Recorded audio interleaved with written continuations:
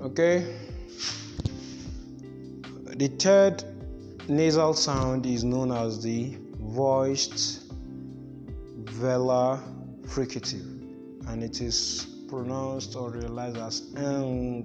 It is known as the long n. So that means it is pronounced at the velum, and it is when it's pronounced at the velum, it comes out through the nostrils and not through the mouth, and it is voiced. So we say ng. So here it has three representations: n, ng, and ng that accompanies ing.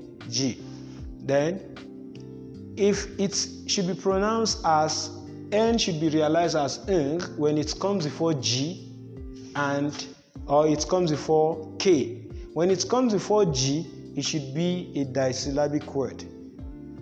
If it is not a disyllabic word, if it is a monosyllabic word, then it would be the n and g would be realized together as the n.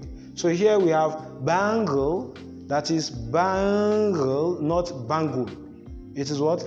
Bangle, bangle. Then we have ankle. We have thank. We don't say thank. We just say thank. That means the n needs to be given a little space for elongation. Thank. Then we have jingle, uncle, not uncle. It is what? Uncle. Now, ng is to be realized, both letters are to be realized as the ng when it occurs in a monosyllabic word that is just one syllable. So you say king, you say sang, sing, not king. It is not king, it is not sang, it is not sing.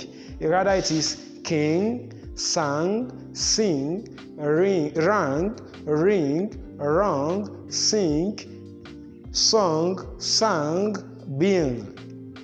This is how they are pronounced. So you don't say I am singing. Rather it is I am singing. I am singing. I am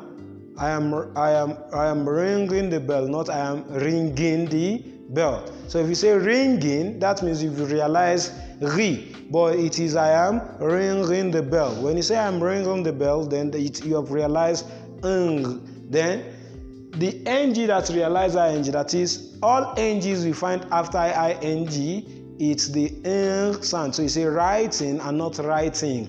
In Nigeria, we don't even say that. So we say writing, you say eating, giving, living, and leaving, and roaming. You find that at the end of those words, we give it the long n. Writing. Then we have eating, living, living, and roaming. So these are the representation of the last nasal sound. The next sound is known as the voiced post-alveolar lateral sound, and it is pronounced as o or u. So that means it is realized or represented with letter L or letters LL. For letter L, we have little. In this word little, we have the letter L at word beginning and at word ending as a syllabic consonant. So we have little, we have late, bottle, cell. Letters LL, we have ball, call, cell, tall, bill.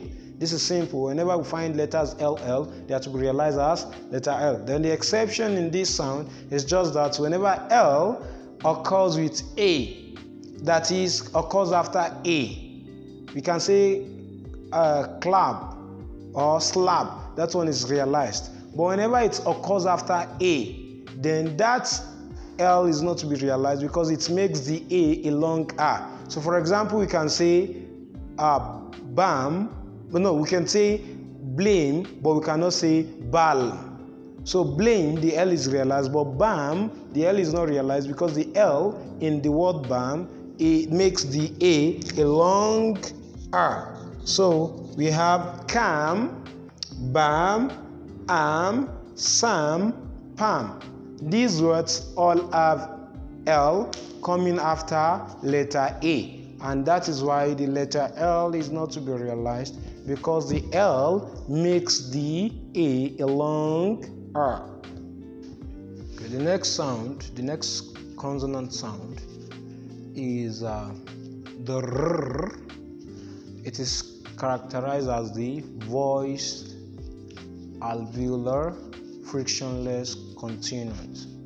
Voiced alveolar frictionless continuant. Why is it called a frictionless continuant? That is because you can continue producing the sound as far as you continue rolling your tongue till you get tired or till your tongue stops rolling. So that's why it is called frictionless continuant.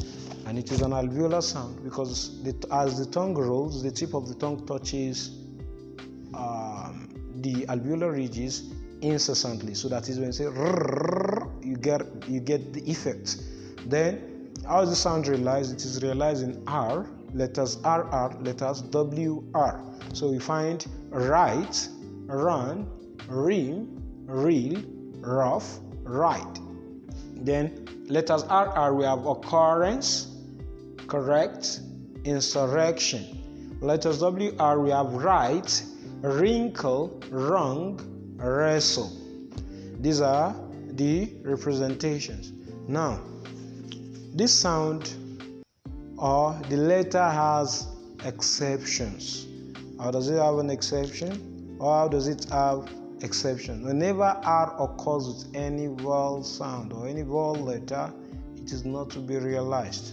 And this is a general knowledge in English language. Exceptions, I said whenever it occurs with any vowel letter. For example, if it occurs with A, we have part.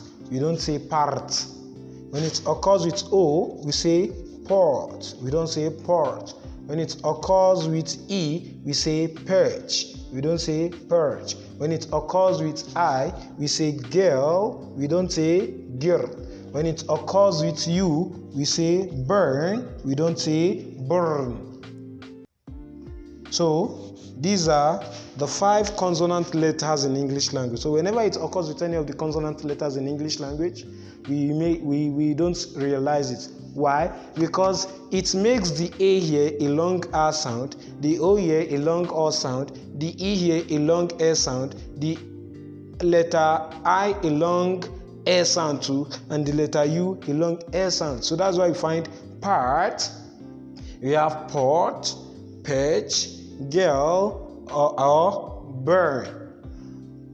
However, American English is a bit rhotic, so whenever they find this R, they don't realize it, but they make it a bit rhotic so that you know that there is a letter R in it. So instead of just saying part, Americans say part. Then instead of saying port, they say what? Port. Instead of saying pitch, they say pert. Instead of saying girl, they say what? Girl. Then instead of saying just burn, B-U-R-N, they say burn. And that is why a singer will just say, I'm burning up, and not just I'm burning up, and not I'm burning up, like we pronounce it in Nigeria. So this is just simple. Whenever this letter R occurs with any consonant, any vowel letter in English language, it is not to be realized. Rather, the vowel letter is to be realized as together with the R as a long vowel sound.